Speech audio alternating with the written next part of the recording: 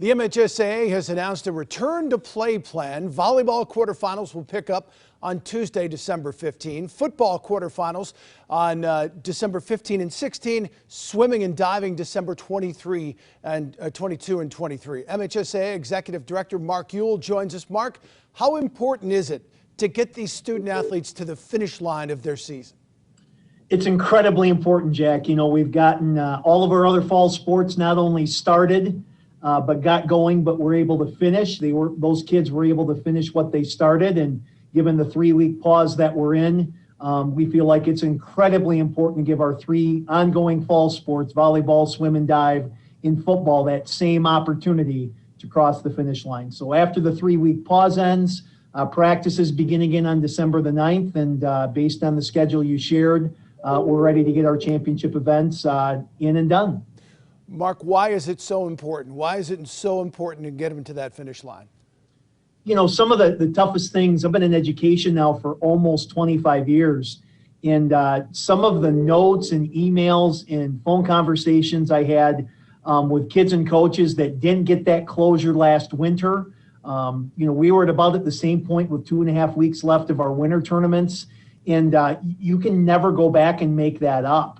And that's not even beginning to mention, you know, nothing happening last spring. So that's one of the lessons that's really stuck with me from last March, is just that feeling that there's never been closure for those kids who were at the tail end of tournaments. With COVID numbers going in the wrong direction, what gives you comfort that this plan is safe to let them play again? We've really been able to be safe, Jack, all fall. And certainly you look at overall COVID numbers and they're trending in a negative direction, but you look at our data in terms of the number of teams in every one of our fall sports that was able to compete this fall, and we saw percentages of in football at 95% plus each week. Volleyball, other than district week, was also at 95% plus. They were at 94 point something the week of their districts.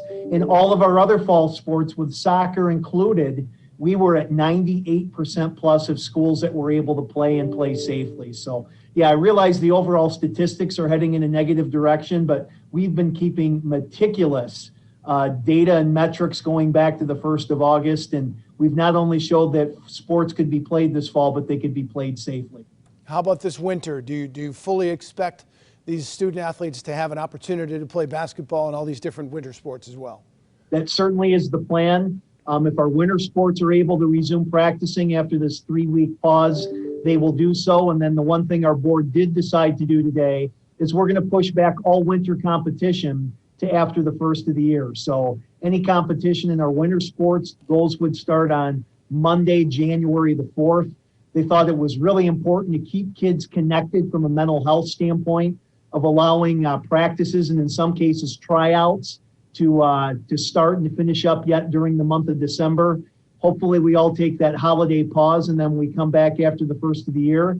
And I am fully confident that we can give our winter a really good experience in those 3 months of January, February, and March. Mark, when you have to weigh COVID against mental health, how difficult is it to kind of pit those two against each other?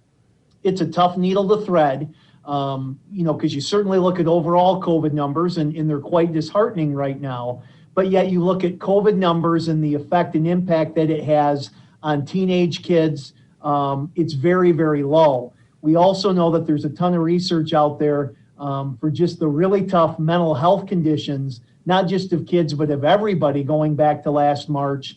And again, the experience that we had during the months of August, September, October, and even through November is not only can we play, but we can play safely, finding that right balance to mitigate as much COVID risk as we can, but yet giving kids something that is so desperately needed right now. And that's the chance to not only get some physical activity, but those mental health connections is incredible too. Well, Mark, I know this has to be the most trying time ever for somebody who's run the MHSAA. Thanks for your leadership and appreciate your time today. You bet, Jack.